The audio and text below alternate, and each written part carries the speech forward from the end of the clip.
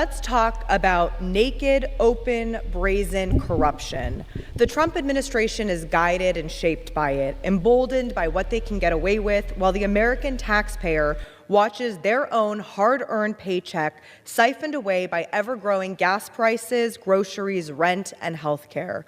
All the while, Donald Trump flaunts his White House ballroom and D.C. arch with displays of nauseating corruption for his billionaire buddies in broad daylight. Take Jared Kushner, Donald Trump's son-in-law, a man with no meaningful political, diplomatic, or civil service experience who was handed sweeping authority during the first Trump administration over Middle East policy and sent across the world to represent the United States.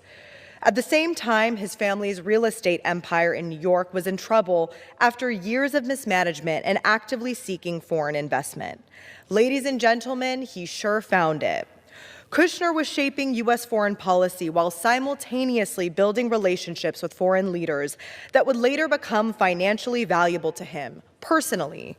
He was acting as a diplomat for himself at the expense of America's interests abroad and our national security.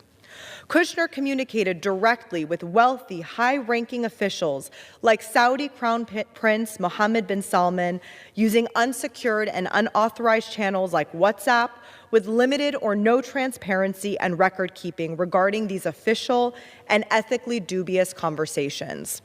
Nothing has changed since the first Trump administration. In fact, it has only gotten worse. They no longer even pretend to hide it.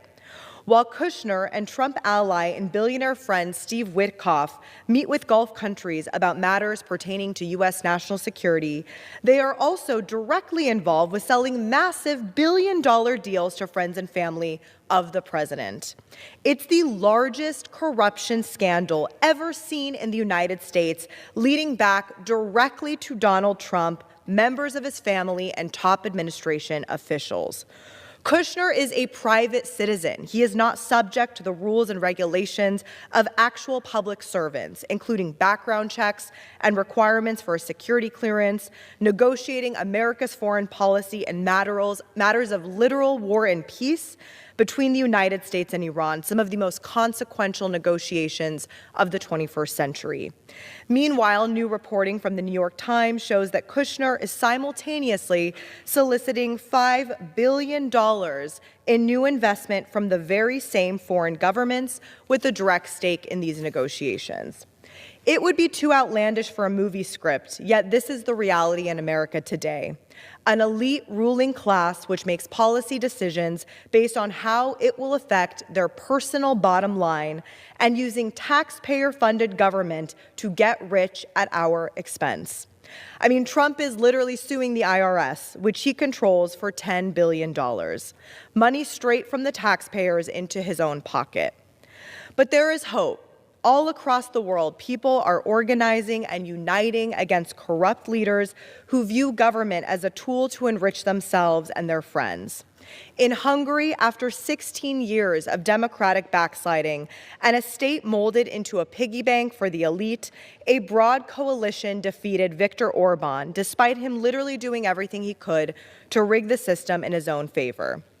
Hungary shows us that there is a path forward. Follow the money, take no vote for granted, and make corruption shameful again.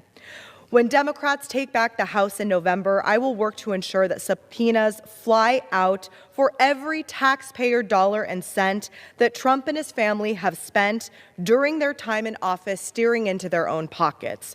Kushner will come under oath and testify, and accountability will not stop there. Jared Kushner has absolute no qualification to run this foreign policy on behalf of United States of America. I mean, we're living in a la la land. This is insane, beyond pathetic. Subscribe for more videos.